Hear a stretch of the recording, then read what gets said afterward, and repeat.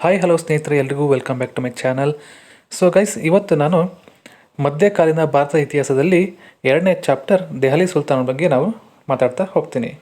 Okay, so ನೋಡೋಣ. ಅಧ್ಯಾಯ 2, ದೆಹಲಿ ಸುಲ್ತಾನರು. ಕ್ರಿಸ್ತಶಕ 1206ರಿಂದ 1526 ತನಕ ಇರುತ್ತೆ. ಕ್ರಿಸ್ತಶಕ 1192ರ 2ನೇ ತರೈನುದ ನಂತರ ವಾಯುವ್ಯ ಭಾಗದಿಂದ ಬಂದ ಆಕ್ರಮಣಕಾರರು ದೆಹಲಿಯನ್ನು ಕೇಂದ್ರವಾಗಿಸಿಕೊಂಡು ಭಾರತದಲ್ಲಿ ಇಸ್ಲಾಮಿಕ್ ಆಡಳಿತವನ್ನು ಸ್ಥಾಪಿಸ್ತಾರೆ. ಈ 320 ವರ್ಷಗಳ ಅವಧಿಯಲ್ಲಿ ಒಟ್ಟು 5 ಪ್ರಮುಖ ರಾಜವಂಶಗಳು ಆಡಳಿತವನ್ನು ನಡೆಸ್ತಾರೆ. ಈಗ ಮೊದಲು ನೋಡೋಣ, ಗುಲಾಮಿ ಮನೆತನ ಅಂತ, ಮಾಮ್ಲುಕ್ ಅಥವಾ ಸ್ಲೇವ್ ಡೈನಾಸ್ಟಿ ಅಂತ ಕರೀತಾರೆ. 1206ರಿಂದ 1290ರವರೆಗೂ ಈ ಮನೆತನದ ಸಂಸ್ಥಾಪಕರು ಮತ್ತು ಪ್ರಮುಖ ಆಡಳಿತಗಾರರು ಆರಂಭದಲ್ಲಿ ಗುಲಾಮರಾಗಿದ್ದು ನಂತರ ತಮ್ಮ ಸಾಮರ್ಥ್ಯದಿಂದ ಸುಲ್ತಾನರಾದರಂತೆ. ಆದ್ದರಿಂದ ಇದನ್ನು ಮಾಮ್ಲುಕ್ ಗುಲಾಮಿ ಮನೆತನ ಎನ್ನಲಾಗುತ್ತದೆ. ಸೊ ಅದರಲ್ಲಿ ಯಾರು ಬಂದರು? ಕುತ್ಬುದ್ದೀನ್ ಐಬಕ್ 1206ರಿಂದ 1210. ಮಹಮ್ಮದ್ ಗೋರಿಯ ದಂಡನಾಯಕ. ಗೋರಿಯ ಮರಣ ನಂತರ ಸ್ವತಂತ್ರವಾಗಿ ಆಡಳಿತವನ್ನು ಆರಂಭಿಸ್ತಾರೆ. ಉದಾರ ಗುಣದವನಾಗಿದ್ದರಿಂದ ಇವನಿಗೆ ಲಾಖ್ ಬಕ್ಷ್ ಅಂದರೆ ಲಕ್ಷಗಳನ್ನು ದಾನ ಮಾಡುವವ ಎಂಬ ಬಿರುದಿತ್ತಂತೆ. ದೆಹಲಿಯಲ್ಲಿ ವಿಶ್ವಪ್ರಸಿದ್ಧ ಕುತುಬ್ ಮಿನಾರ್ ನಿರ್ಮಾಣವನ್ನು ಆರಂಭಿಸ್ತಾನೆ ಮತ್ತು ಭಾರತದ ಮೊದಲ ಮಸೀದಿ ಕುವತ್ ಉಲ್ ಇಸ್ಲಾಂ ಇದನ್ನು ನಿರ್ಮಿಸ್ತಾರೆ. ಸೊ ನೆಕ್ಸ್ಟ್ ನೋಡೋಣ, ಶಂಸುದ್ದೀನ್ ಇಲ್ತುತ್ಮಿಶ್ ಅಂತ. ಶಂಸುದ್ದೀನ್ ಇಲ್ತುತ್ಮಿಶ್ 1211ರಿಂದ 1236. ಐಬಕ್ನ ಅಳಿಯ, ದೆಹಲಿ ಸುಲ್ತಾನರ ನೈಜ ಸಂಸ್ಥಾಪಕ ಎಂದು ಕರೆಯಲ್ಪಡುತ್ತಾನೆ.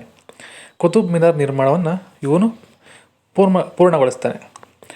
ಆಡಳಿತದ ಅನುಕೂಲಕ್ಕಾಗಿ 40 ತುರ್ಕ್ ಮುಖಂಡರ ಒಕ್ಕೂಟ ಚಹಲ್ಗಾನಿ, ಟರ್ಕನ್ ಹೈ ಚಹಲ್ಗಾನಿ ಅಂತ ರಚಿಸ್ತಾರೆ ಮತ್ತು ಸೈನಿಕರಿಗೆ ನಗದು ಬದಲಿಗೆ ಭೂಮಿ ನೀಡುವ ಇಕ್ತಾ ಸಿಸ್ಟಮ್ ಪದ್ಧತಿಯನ್ನು ಜಾರಿಗೆ ತರ್ತಾರೆ. ಸೊ ನೆಕ್ಸ್ಟು ರಜಿಯಾ ಸುಲ್ತಾನ ಅಂತ 1236ರಿಂದ 1240. ಭಾರತ ಹಾಗೂ ದೆಹಲಿಯನ್ನು ಆಳಿದ ಮೊಟ್ಟ ಮೊದಲ ಹಾಗೂ ಏಕೈಕ ಮುಸ್ಲಿಂ ಮಹಿಳಾ ಆಡಳಿತಗಾರ್ತಿ ಯಾರು? ರಜಿಯಾ ಸುಲ್ತಾನ. ಆಕೆಯ ಆಡಳಿತ ಸಾಮರ್ಥ್ಯ ಅತ್ಯುತ್ತಮವಾಗಿದ್ದರೂ ಮಹಿಳೆಯೊಬ್ಬಳು ಸುಲ್ತಾನಳಾಗುವನ್ನು ಸಹಿಸದ ತುರ್ಕ್ ಆಮೀರರು ಅಂದರೆ ಚಹಲ್ಗಾನಿ ಆಕೆಯನ್ನು ಸಂಚು ಮಾಡಿ ಕೊಡುತ್ತಾರೆ. ಗಿಯಾಜುದ್ದೀನ್ ಬಲ್ಬನ್ 1266ರಿಂದ 1287. ಸುಲ್ತಾನನ ಅಧಿಕಾರವನ್ನು ಮರುಸ್ಥಾಪಿಸಲು ಚಹಲ್ಗಾನಿ ಗುಂಪನ್ನು ನಾಶಪಡಿಸಿದನು. ಸಾಮ್ರಾಜ್ಯದ ರಕ್ಷಣೆಗೆ ರಕ್ತ ಮತ್ತು ಕತ್ತಿ ಬ್ಲಡ್ ಆ್ಯಂಡ್ ಐರನ್ ನೀತಿಯನ್ನು ಅನುಸರಿಸಿದನು. ರಾಜದನ್ನು ದೇವರೆಂದು ಭಾವಿಸುವ ಶ್ರದ್ಧಾ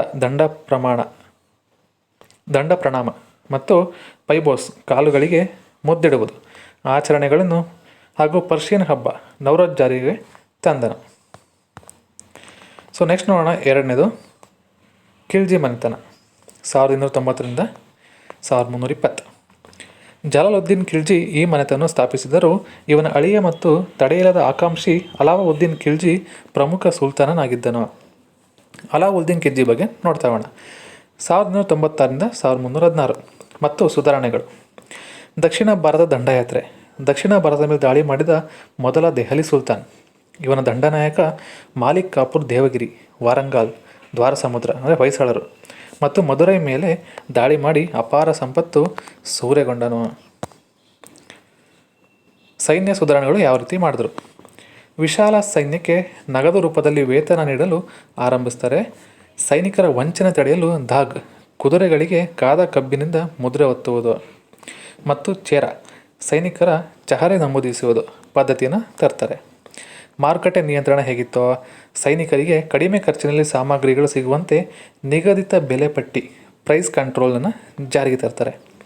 ವ್ಯಾಪಾರಿಗಳು ಕಳ್ಳ ಅಳತೆ ಮಾಡಿದರೆ ಅಷ್ಟೇ ಪ್ರಮಾಣದ ಮಾಂಸವನ್ನು ಅವರ ದೇಹದಿಂದ ಕತ್ತರಿಸುವ ಕಠಿಣ ಶಿಕ್ಷೆ ಇತ್ತಂತೆ. ನೋಡ್ಬೋದು ಸ್ನೇಹಿತರೆ. ಸೊ ನೆಕ್ಸ್ಟ್ ನೋಡೋಣ, ನೆಕ್ಸ್ಟ್ ಮನೆತನ ಯಾವುದು?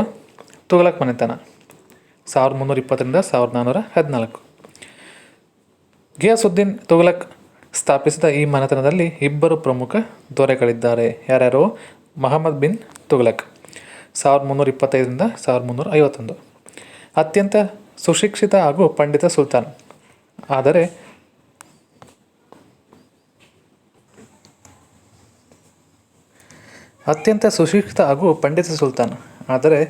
ಆತನ ಯೋಜನೆಗಳು ಪ್ರಾಯೋಗಿಕವಾಗಿ ವಿಫಲವಾದವು. ಇವನನ್ನು ಬುದ್ಧಿವಂತ ಮೂರ್ಖ ಎಂದು ಕರೆಯಲಾಗುತ್ತದೆ. ವಿಫಲ ಯೋಜನೆಗಳು ಯಾವುವಾದವು? ರಾಜಧಾನಿ ವರ್ಗಾವಣೆ 1327. ದೆಹಲಿಯಿಂದ ದೇವಗಿರಿಗೆ ದೌಲತಾಬಾದ್ ರಾಜಧಾನಿ ಬದಲಾಯಿಸಿ ಸಾವು ನೋವುಗಳ ನಂತರ ಮತ್ತೆ ದೆಹಲಿಗೆ ಮರಳಿದನು. ತಾಮ್ರದ ಸಂಕೇತ ನಾಣ್ಯಗಳು. ಬೆಳ್ಳಿ ನಾಣ್ಯಗಳ ಬದಲಿಗೆ ತಾಮ್ರದ ನಾಣ್ಯ ತಂದನು. ಜನರು ಮನೆಯಲ್ಲೇ ಕಳ್ಳ ನಾಣ್ಯ ಹಚ್ಚು ಹಾಕಿ ಆರ್ಥಿಕತೆ ಕುಸಿಯಿತು. ದೋವಾ ಪ್ರದೇಶದ ಮೇಲೆ ತೆರಿಗೆ ಹೆಚ್ಚಳ. ಕ್ಷಾಮ ಬಂದಿದ್ದ ಕಾಲದಲ್ಲೇ ಗಂಗಾ ಯಮುನಾ ಬಯಲಿನಲ್ಲಿ ತೆರಿಗೆ ಹೆಚ್ಚಿಸಿ ರೈತರ ಕೆಂಗಣ್ಣಿಗೆ ಗುರಿಯಾಗ್ತಾರೆ. ಸೊ ನೆಕ್ಸ್ಟ್ ಫಿರೋಜ್ ಶಾ ತುಘಲಕ್ ಅಂತ 1351 1388. ಪ್ರಜಾಪರ ಕಾರ್ಯಗಳಿಗೆ ಹೆಸರಾದನು. ವ್ಯವಸಾಯಕ್ಕೆ ನೀರಾವರಿ ಕಾಲುವೆಗಳನ್ನು ನಿರ್ಮಿಸಿದನು. ಜಜಿಯಾ ತೆರಿಗೆಯನ್ನು ಬ್ರಾಹ್ಮಣರ ಮೇಲೆ ವಿಧಿಸಿದನು ಮತ್ತು ಜೌನ್ಪುರ, ಫಿರೋಜಾಬಾದ್ ನಗರಗಳನ್ನು ಕಟ್ಟಿಸಿದನು. ತೈಮೂರ್ ದಾಳಿ 1398. ಸಮರಕಂಡ್ನ ತೈಮೂರ್ ದೆಹಲಿಯ ಮೇಲೆ ಭೀಕರ ದಾಳಿ ನಡೆಸಿ ಸಂಪೂರ್ಣವಾಗಿ ಕೊಳ್ಳೆ ಹೊಡೆದನು. ಇದು ತುಘಲಕ್ ಮನೆತನದ ಪತನಕ್ಕೆ ಕಾರಣವಾಯಿತು. ಸೊ ನೆಕ್ಸ್ಟ್ ಮನೆತನ ನೋಡೋಣ. ಸೈಯದ್ ಮನೆತನ 1414 1451. ತೈಮೂರ್ನ ಪ್ರತಿನಿಧಿಯಾಗಿದ್ದ ಖಿಜರ್ ಖಾನ್ ಈ ಮನೆತನವನ್ನು ಸ್ಥಾಪಿಸ್ತಾನೆ.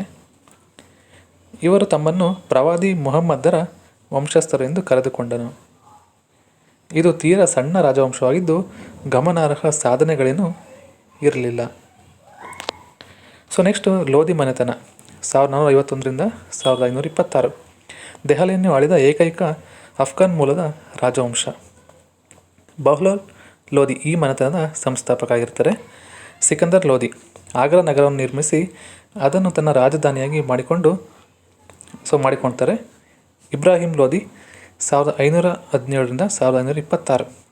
ಅಹಂಕಾರಿಯು ಕಠಿಣ ಮನೋಭಾವನದವನು ಆಗಿದ್ದ ಇವನ ಆಡಳಿತದಿಂದ ಬೇಸತ್ತ ಪಂಜಾಬ್ನ ಸುಬೇದರ್ ದೌಲತ್ ಖಾನ್ ಲೋಧಿ ಬಾಬರನಿಗೆ ಭಾರತದ ಮೇಲೆ ದಾಳಿ ಮಾಡಲು ಆಹ್ವಾನವನ್ನು ನೀಡ್ತಾರೆ. ಸೊ ಮೊದಲನೇ ಪಾಣಿಪತ್ ಯುದ್ಧ 1526. ಬಾಬರ್ ಮತ್ತು ಇಬ್ರಾಹಿಂ ಲೋಧಿ ನಡುವೆ ಯುದ್ಧ ನಡೆಯುತ್ತೆ. ಬಾಬರನ ಫಿರಂಗಿ ಪಡೆಗೆ ಸೋತು ಇಬ್ರಾಹಿಂ ಲೋಧಿ ಅಂಕಣದಲ್ಲೇ ಬಡಿತಾರೆ. ಇದರೊಂದಿಗೆ ದೆಹಲಿ ಸುಲ್ತಾನ ಆಡಳಿತ ಅಂತ್ಯಗೊಂಡು ಮೊಘಲ್ ಸಾಮ್ರಾಜ್ಯ ಸ್ಥಾಪನೆ ಆಗುತ್ತೆ. ಸೊ ಗೈಸ್ ನೋಡಿದ್ರಲ್ಲ ಇವತ್ತೊಂದು ವಿಡಿಯೋದಲ್ಲಿ ನೀವು ಮಧ್ಯಕಾಲೀನ ಭಾರತದ ಇತಿಹಾಸದಲ್ಲಿ ಅಧ್ಯಾಯ 2 ದೆಹಲಿ ಸುಲ್ತಾನರ ಬಗ್ಗೆ ನೀವು ತಿಳ್ಕೊಂಡ್ರಿ. ಸೊ ಈ ಒಂದು ವಿಡಿಯೋ ಇಷ್ಟ ಇದೆ ಅನ್ಕೋತೀನಿ. ಇಷ್ಟ ಇದ್ದರೆ ಲೈಕು, ಶೇರ್, ಕಾಮೆಂಟ್ ಮಾಡಿ, ಹಾಗೆ ಸಬ್ಸ್ಕ್ರೈಬ್ ಕೂಡ ಮಾಡಿ. ಸೊ ಎಲ್ಲರಿಗೂ ಶೇರ್ ಮಾಡಿ, ಎಲ್ಲರಿಗೂ ಹೆಲ್ಪ್ ಆಗಲಿ ಅಂತ ಹೇಳ್ತಾ ಎಲ್ಲರಿಗೂ ಧನ್ಯವಾದಗಳು.